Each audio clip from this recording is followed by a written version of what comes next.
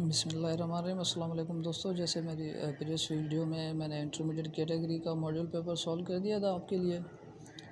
तो अभी ये मैथ पोर्शन रह रहा था, बाकी जो अगर उसी वीडियो में ऐड कर देते तो शायद वीडियो और भी लेंथी बन जाती। इसी वजह से मैंने अलग से ही ये मैथ के सवाल जो हैं 3 आपके लिए हल सॉल्व किए हैं। जैसे नंबर 15 है, पहला नंबर जो इंटरमीडिएट कैटेगरी में सवाल आता है। तो सबसे पहले एक चीज़ याद रखें कि मैथ को या कोई भी सवाल हो तो सबसे पहले सवाल को समझा करें कि क्वेश्चन हमसे मांग क्या रहा है, हमें करना क्या है, उसके बाद आप बोले सॉल्व कर दें। अब इसमें लिखा हुआ है कि मैं आपको सिर्फ समझा देता हूँ उर्दू में, इंग्लिश तो आप खुद पढ़ सकते हैं। कि एक लड़के ने एक टेस्ट पेपर में 50% सवाल सही किए हैं, जिसमें शुरू वाले 12 सवालों में से उसने 10 सवाल सही किए। बाकी जो बकाया सवाल रह रहे थे उसमें से उन्होंने 1/4 सवाल सही किए हैं। अब बताएं कि टोटल सवाल कितने थे पेपर में। एक लड़के ने 50% क्वेश्चन सही किए एक टेस्ट में, जिसमें शुरू वाले 12 सवालों में से 10 सवाल सही किए। बाकी जो सवाल बच रहे थे उनमें से उसने 1/4 सवाल का सही किया है। अब बताएं टोटल सवालात कितने थे उस पेपर में, उस टेस्ट में। अच्छा, तो दोस्तों जैसे ही हम इसे सॉल्व करेंगे तो हमने आंसर निकाला था इसका 28। अब देखें ज़रा समझने में, बस समझिएगा इसे कि 28 आंसर कैसे आता है इसका।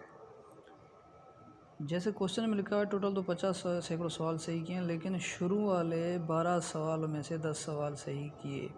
अब 12 सवाल शुरू वाले, मतलब 12 सवाल जो शुरू वाले थे वो अगर निकाले जाएं 28 से अगर हम 12 नेगेटिव कर लें माइनस, तो बाकी बचेंगे हमारे पास 16 सवाल।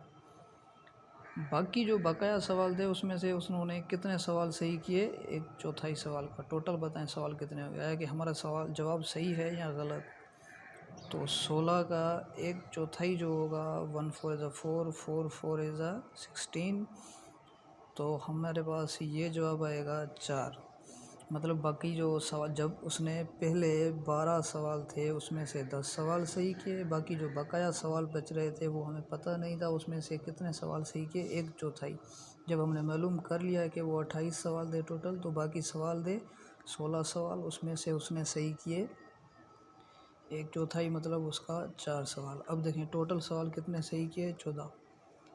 क्या 14 28 क्या 50 हो सकता है? Yes, absolutely. तो ये हमारा आंसर इस सवाल के लिए। अच्छा, तो दोस्तों इसी सवाल के बाद हमारे पास जो 16 नंबर सवाल है, नेक्स्ट क्वेश्चन, वो बिल्कुल ही आसान वो सवाल है।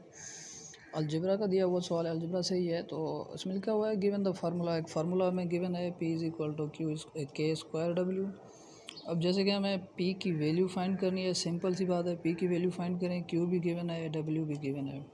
अब इसमें 3 चीज़ें अननोन है। कितने भी चीज़ हो हमें कोई फ़र्क नहीं पड़ता, लेकिन एक के अलावा बाकी सब अगर वैल्यूज़ गिवन हो तो हम उसे फाइंड कर सकते हैं बआसानी से। अब जैसे ही सॉल्यूशन करेंगे, P = K² W हमें गिवन है, K का वैल्यू है 5 एंड W = -3। तो बस आप सिंपली K और W की जगह उनके वैल्यूज़ पुट करेंगे हम। तो P = K की जगह पे 5 का स्क्वायर -3। अब 5 का स्क्वायर 5 × 5 25, मल्टीप्लिकेशन है 3 का 3 ही आएगा, -3 को मल्टीप्लाई करेंगे 25 से, ये आएगा -75 हमारा जवाब। अच्छा, तो उसके अलावा जो नेक्स्ट क्वेश्चन है हमारे पास, what is solution set of the equation. ये वही सवाल है जो हम मेट्रिकुलेशन कैटेगरी में सॉल्व करके आए हैं। अगर आपने वो वीडियो नहीं देखी है तो वो वीडियो मैं यूट्यूब चैनल पर वॉच कर सकते हैं।